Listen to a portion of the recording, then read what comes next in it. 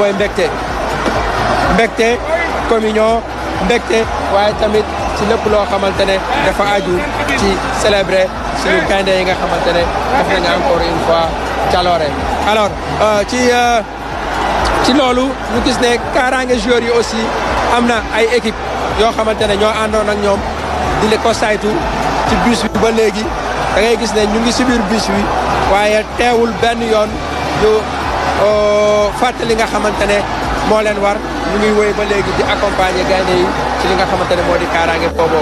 kon nag tey jii mooy jour bi ñuy célébrer nag les lions du Sénégal les champions d'Afrique ñi nga xamante ne tey jii dañoo demoon xare ji àndaale ndam li waaw bi ñu àndaalee ndam li nag yàlla def tey jii ñu leen di célébrer ci célébration boobu nag wéetuñu si benn yoon wéetuñu si duñ ci mën a wéet parce que tout simplement c'est le Sénégal qui est debout comme un seul homme pour célébrer les champions d'Afrique. Et les images que nous voyons à travers cette parade en dit long en tout cas sur la satisfaction, sur le sentiment qui habite aujourd'hui les supporters sénégalais, mais aussi l'ensemble du peuple sénégalais. Tout simplement, depuis 11 heures que les Lions ont pris départ à Diamniadio jusqu'à Ména, partout où ils sont passés, ils ont été bien accueillis par les supporters qui étaient là pour communier avec eux, festoyer, mais aussi montrer vraiment la joie qui les habite suite au sacre obtenu au Maroc. Un sacre qui est synonyme d'une deuxième étoile sur le maillot des Lions du Sénégal. Donc il faut tout simplement féliciter encore une fois Pape Thiaw, féliciter les joueurs, féliciter le staff, féliciter le ministère du sport, féliciter l'ensemble des autorités sénégalaises qui ont contribué à la réussite vraiment de cet événement, qui ont contribué à la réussite de ce sac, mais aussi qui ont permis aujourd'hui à nos Lions d'être champions d'Afrique. Parce que c'est vrai, aujourd'hui le Sénégal est champion d'Afrique, mais le regard dans le rétroviseur nous permet de comprendre qu'il y a un travail important qui a été abattu. Un travail qui a été abattu par la Fédération sénégalaise de football qui a permis aujourd'hui à ces joueurs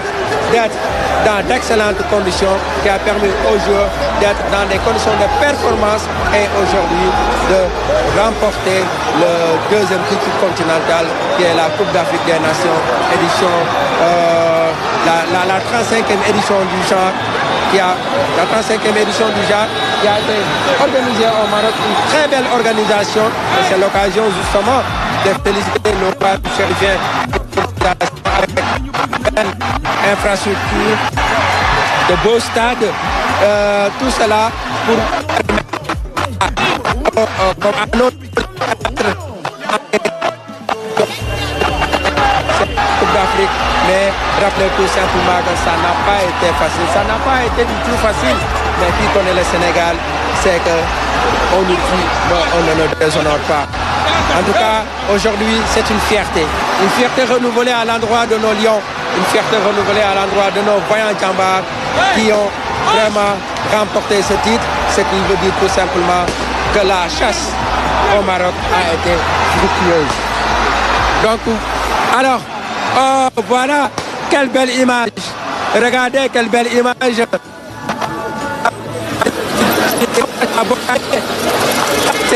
C'est un dit long en tout cas sur la reconnaissance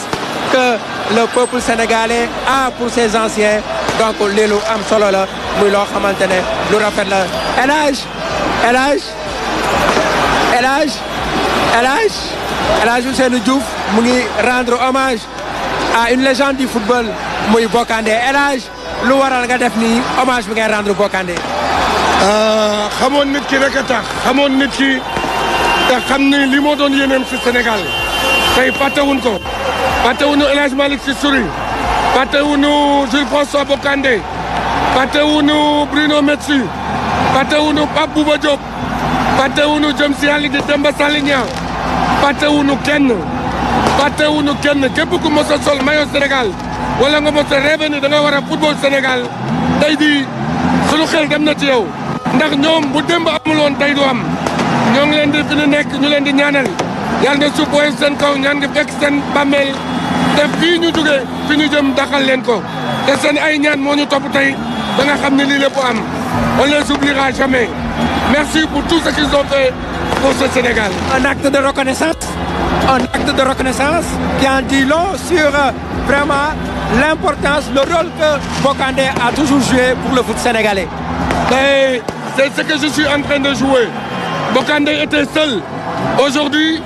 moi je ne suis pas seul. Il y a Pape Thiaw, il y avait Aliou Cissé, il y a Fadiga, il y a Lamine Diatta, il y a Tony Silva. Et je crois qu'on a appris d'eux. C'est pour ça qu'aujourd'hui on protège ces enfants. C'est pour ça que ces enfants aujourd'hui gagnent partout. C'est parce qu'aujourd'hui ils sont protégés, ils sont décomplexés et on leur demande une seule chose. Parce que Sadio l'a dit. Taï, si Sadio m'avait pas écouté, aujourd'hui, quand je lui ai dit, appelle-les, dis-leur de rentrer sur le terrain. S'il ne m'avait pas écouté aujourd'hui, on ne serait pas là. Donc je ne cesserai jamais de remercier ces petits-là, parce que tout le monde croit que c'est vrai que j'ai un rôle à jouer, mais c'est parce que ce rôle-là, ils me l'ont simplifié. Merci.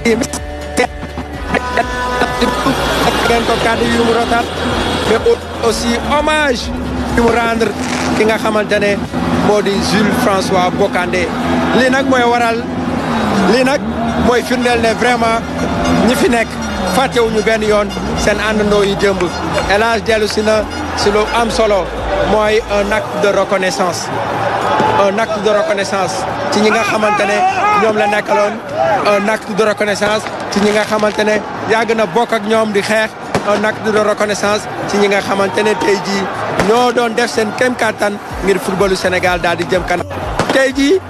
bu ñu demee ba toll fii daa fekk ne am na liggéey bu am solo boo xamante ne ñooñee defoon nañ ko tey jii El Hadj Diouf nag fàttali ko muy lu rafet.